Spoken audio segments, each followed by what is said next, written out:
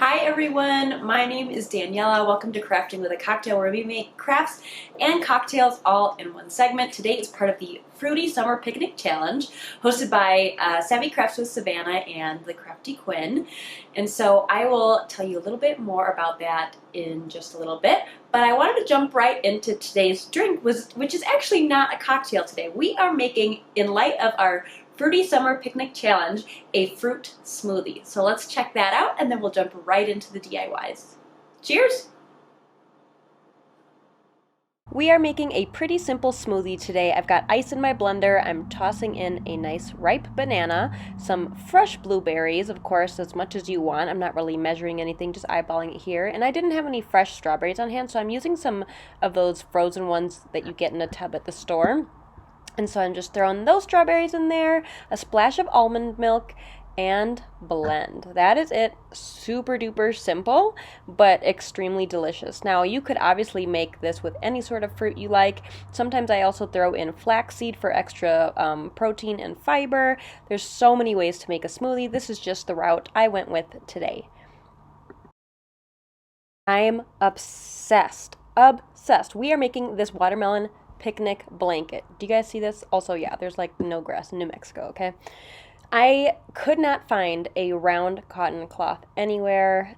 I looked online, I looked in stores, so I was like, you know what? I'm just gonna go for it and do it. So this is a large piece of cotton fabric that I just got at Walmart. And I am using a method here to create the perfect circle. I have my boyfriend standing in the middle, holding a rope connected to a little hammer, and I've got the rope connected to a pencil to the right amount of length that I want it to be. It was about 33 inches for the rope, so it's about 66 inches in diameter. Now, I am just going to take my pencil and just go right around in a circle and sketch this out. Now, it is important that you use a pencil because you should be able to get some of that out after you tie-dye your sheet here or your fabric. If you use a marker, it may not come out. So that's what I was doing here, and it creates the perfect circle when I'm completely done. I did go back afterwards just to measure and make sure all areas were equidistant from the center, so that way it didn't end up being oval or lopsided or anything like that.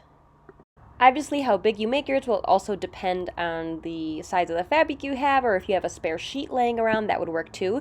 Just make sure that it's cotton. If it's polyester, it will not tie-dye very well. So that is a big tip there. Now, here is just some footage of us going around, tag teaming, cutting this giant sheet out.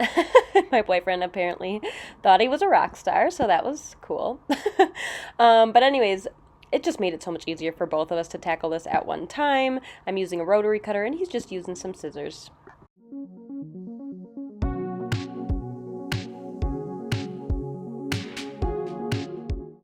Once it's all completely cut out, I am going to start adding some rubber bands in just different areas. So I'm avoiding the very edge because I'm going to tie that off later for the green part, but I'm basically just bundling, almost like crumpling the fabric. I was not looking to make perfect rings or spirals. I really wanted it to feel, I don't know, just like have that delicious fresh watermelon feel by having this just natural variety in different kind of colors, shapes, textures, etc. So I'm really kind of just squishing or crumpling together some little pieces of fabric and then adding rubber bands around that.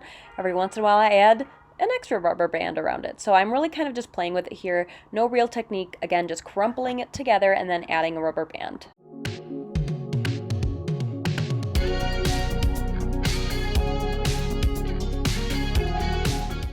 So here is where I kind of pull it in from the center, and then I'm just taking some thick rubber bands because I really want there to be a clear definition between the red and the green area, and I'm going to tie rubber bands around there. I believe I used 2 or 3 to really make sure that there was going to be a good separation between the colors. If you don't know, red and green are complementary colors, which means when they mix, they will make brown. We don't want brown, we want watermelon.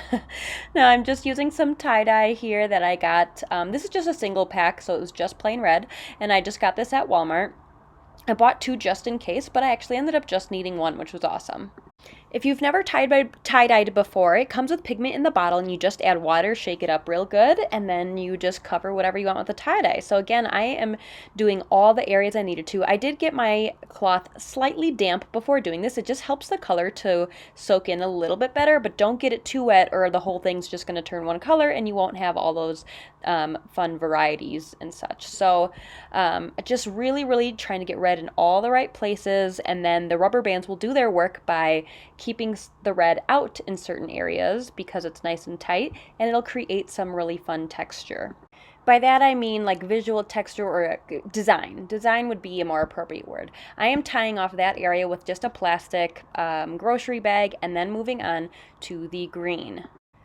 They didn't actually have any just plain green tie-dyes, and I really didn't want to buy a whole set just to have one color. So I kind of made a little experiment here by mixing some fabric paint, food coloring, and regular acrylic paint with water, and it actually worked out pretty well. So I started with like first a lime green color and then made it a little bit darker just around the edges. I will say that when I put this in the dryer, it sucked up a little bit of the color, so I did end up going out again afterwards with just some dark green acrylic paint and some just like the color you're seeing here, actually this like beautiful dark green just around the edges after it came out of the dryer, and redid it just to add some nice touches because I was sad that most of the darker areas had washed out. So just be careful of that. I let this sit overnight, and now is time for the reveal. It's always fun kind of unveiling how tie-dye is gonna turn out because you never really know. So I'm just taking apart all of my rubber bands here, and then I'm going to rinse it under some cool water.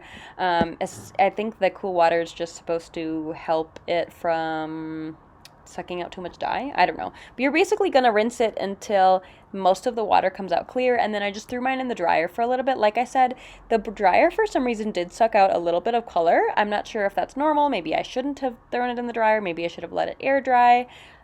I'm not 100% sure about that part, to be honest. But I'm just going to rinse this out. Again, make sure you leave this overnight so that's really nice and pigmented. So this is what it looks like when it is completely dry. Again, like I said, it did take out a little bit of color, but I actually really love the way this looks. I love that you can see all those really cool designs in there. Again, I wasn't going for any sort of perfect circles or designs or swirls. This is exactly what I had in mind, which thankfully worked out because sometimes we test things and they don't work out. Also, please say hi to my son, Kobe. He really likes sitting on anything that's new, and this was new to him. So I'm just painting in some watermelon seeds here. I'm using some red fabric paint with some black acrylic paint, and I just mix them together. It does look black here, but it's actually like a super dark brown. I thought black might be a little too stark. I'm not sure. I guess it looks black anyways, but I'm just making little teardrop shapes here. I did get my set of fabric paints online, so I will leave those linked for you guys below if you're interested, and if I find any good deals on some tie-dye as well.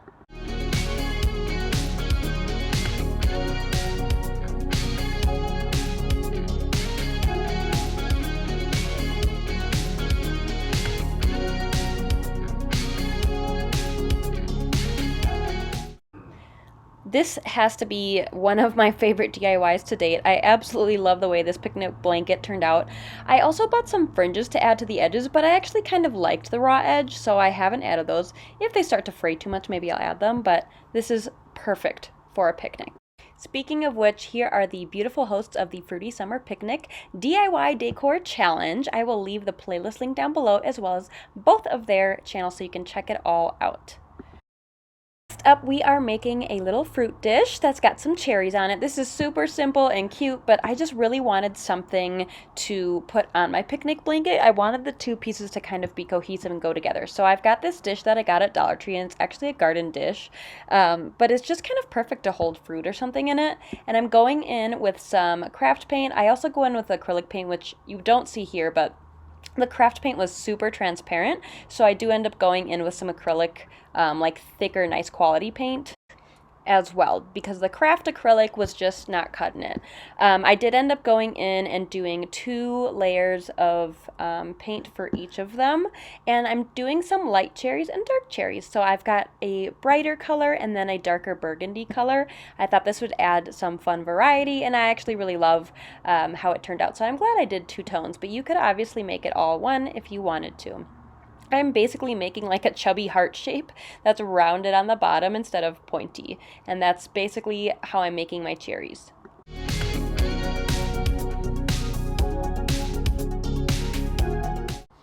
I'm also going in with a tiny brush and some green paint to add some stems.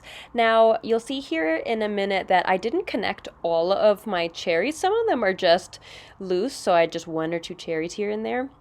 You can go as crazy as you want with this, add a few, add plenty, add different fruits, whatever you want. This is just for inspiration, but I thought it turned out really, really cute. And I apologize for the shift in lighting here, guys. It was like a weird cloudy day, and I'm just using the sunlight, so yeah. To finish this piece off, I'm waiting for the acrylic to dry and then giving it a nice coat of some acrylic sealant, and here is how she turned out. Super beautiful. Like I said, it would be also perfect for our picnic blanket to just have out and have some fruit in. I hope you guys enjoyed this video, and I will see you next time. Bye.